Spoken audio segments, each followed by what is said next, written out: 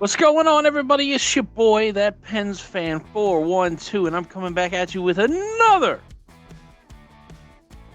take on a Penguins dub against Minnesota last night on November 17th, 2022. Pittsburgh Penguins walked into St. Paul, and they said, Crosby walked in, he's like, I just had a -4 in the last game. I'm gonna pop off for the homies tonight. I'm gonna do Sidney Crosby stuff because that's what Sidney Crosby does, and that's exactly what Sidney Crosby did. Going into this game, Gustafsson is in net for Minnesota. I audibly, when I saw that pop up, like the ESPN NHL app, pop up the starting goaltenders, and I saw that it wasn't Marc-Andre Fleury, I was surprised, appalled, disgusted. Why didn't they play Fleury against Pittsburgh? Does Minnesota not know that Pittsburgh struggles against their former goaltenders? Like Marc-Andre Fleury. Like, I get it. Gustafsson is a former Penguins prospect that we shipped to the Senators, and now he's somehow in Minnesota. It's weird. So, okay, yeah. So you got, like, the no-name factor, because Gustafsson really hasn't done much in the NHL of note. And then you've got former Penguins prospect goalie. So, like, I mean, I see what they were going for. They were trying to really stack the deck against the Penguins, but did it work? No. They probably should have put Fleury in that. But that's their loss, not ours. Tristan Jarry to start for the Pittsburgh Penguins in this one. When I saw that, I was like, oh, this is gonna be a high-scoring game. I can already tell. I don't know why I get that feeling every time Jarry starts, but that's just how it is. You learn to adapt to your surroundings, I guess, right? So about 8 minutes in to the first period. Remember when I said Sidney Crosby showed up to play? He showed up to play. And it was one of the two goals in this game that I look at it and I'm thinking, man, I'm glad we got rid of Gustafsson, because that guy let in two goals that he probably should have saved easily. Like, any other goalie would have been like, oh, what are you doing shooting from there? Gustafsson's like, oh God, please don't shoot from there. Crosby shoots from there, and it goes right past Gustafsson, who just like overcommits to a certain move, and he's like, it's like NHL. He's stuck. NHL. He's stuck in an animation. The puck just trickles in. Crosby with a wrister from Gentz. And Ricard Raquel. I guess we changed it up again. Let's see. 8 minutes into the first period, and it's a 1-goal lead for the Pittsburgh Penguins, but we weren't done yet. No, we were not, because there was a rush, and Josh Archibald got the puck over to Teddy Bluger, and Teddy Bluger took it into the offensive zone, and then he passed it over to Poulang, and Poulang shoots and scores off the cross-crease pass. The cross-crease pass. The goal that always works in hockey video games strikes again in real life. And it's 2-0 Pittsburgh at the end of this first period. 2-0. Now, second period rolls in about 4.5 minutes into the second period. This is where things went south for a second. Things got a little, are you serious kind of feel, you know? Like, are you serious right now? Is this seriously happening right now? Because in back-to-back, same shift, same line, same shift, same line. The first goal, which to me was like, the whole time I'm thinking, like, is a defenseman going to stop these guys from moving around? Like, they're just freely skating in our defensive zone. Look at them. They're having a field day. They were having practice in our defensive zone, and nobody did anything about it. And Duhaime I apologize for the butchery of that man's last name. From Marcus Foligno. Marcus puts it in the back of the net because they were just, we're just skating around, having a good time. Everything's great. We might as well score a goal, too, while we're at it. It's 2-1 Pittsburgh, but that ain't it. It's not done here. It's not done there. Literally, like, the next face-off gets into the offensive zone.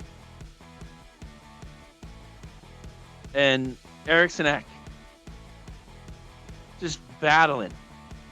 Minnesota's battling in front of the net. Like we had one defender guarding the goaltender in front of the net. And the Minnesota guys were in on the goalie. Like, our defensemen were back here. Minnesota was here. Jari was here. Right? Jari's doing whatever he can. He's spazzing out, freaking out, having just a ball in net. And Eriksson Ek just does a little unintentional, I believe, Dasuk-like flip.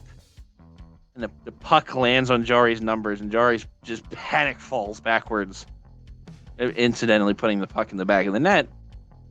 And it's a tied game. It's 2-2 now, because the last 20 seconds, the Penguins just decided to stop playing hockey. But that's all right, because then we got a 5-on-3 power play advantage, and luckily the Penguins didn't let this screw up the game for us. This was nice. This is lovely, because Christopher Letang, for his first goal of the season, from a 1T pass from Sid the Kid on the power play, 5-on-3 power play, from Gino to Sid to Letang, the trifecta, the bada bing, bada boom, and Letang puts it in the back of the net. The whole time Gensel's standing there by himself, open right in front of the goalie with a wide open net. And Letang's just like, I'm just going to shoot it in where the goalie gets wide open. Like, if it bounces somehow, you got this, right? But it went in. So, 3-2 Pens.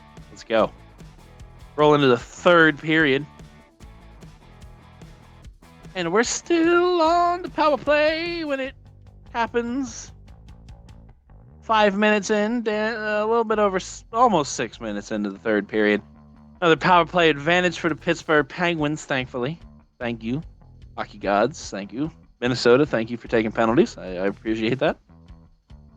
And Sidney Crosby, another cross-creaser from Jake gets goals, but Jake gets goals by giving the puck to his teammates, because Sidney Crosby puts it in the back of the net with the second cross-crease goal of the game. Another one. And Crosby's got 2 goals in the game and an assist. 2 goals and an assist. That's 3 points. That is 3 points. This man showed up to play, ladies and gentlemen. Crosby was not giving up. Man's a +3 in this game. He's trying to fix those numbers. But when all good things come from power plays, some bad happen as well. And when you're a Pittsburgh Penguins fan, you expect eventually the opposing team's going to get a very good opportunity that they'll probably score on shorthandedly, because that's just how Pittsburgh's power play is. And that's exactly what happened. Because 5 minutes later, Penguins are toiling around with the puck in the zone on the power play. And they fudge up a pass. Brodin just bolts it, just bolts down the ice. He's got former Pittsburgh Penguin Philippe Gaudreau, and Joel Eriksson Ek with him. Passes it to Gaudreau, who gives it to Eriksson Ek right as they enter the offensive zone, which the commentators so willingly were like, that must have confused Pittsburgh, man. Jari was real confused here, man. And it must have confused them, because they ended up scoring off of it. From what they're blaming Malkin for being overly aggressive defensively, and it confused Letang by being over-aggressively defensively on the power play, where I'm sure Malkin's sick of being scored on shorthandedly. But you know what? It's fine. It's fine. Everything's fine. 4-3. We got a lead still. It's fine. And it was fine because 3 minutes after that, Brock McGinn for the second goal of the night, where you can kind of think like, I wonder if Gustafsson probably should have had that. Shoots it from like far out, just a far out wrist shot, just throwing it on the net to see what happens. And throwing it on the net to see what happens turns into threw it on the net that it went into the net. That's what happened. And it's 5-3 Pittsburgh. And then 2 minutes after that, empty net goal. Jake gets goals. Does a little pass into the net. Everybody in Minnesota is just like, oh, darn. But that wasn't it for Minnesota, because with like 8 seconds left, Kaprizov gets it over to Dumba. Puts it in the back of the net just to remind Pittsburgh that they didn't take this one by the horns and ran with it. They just kind of made it happen.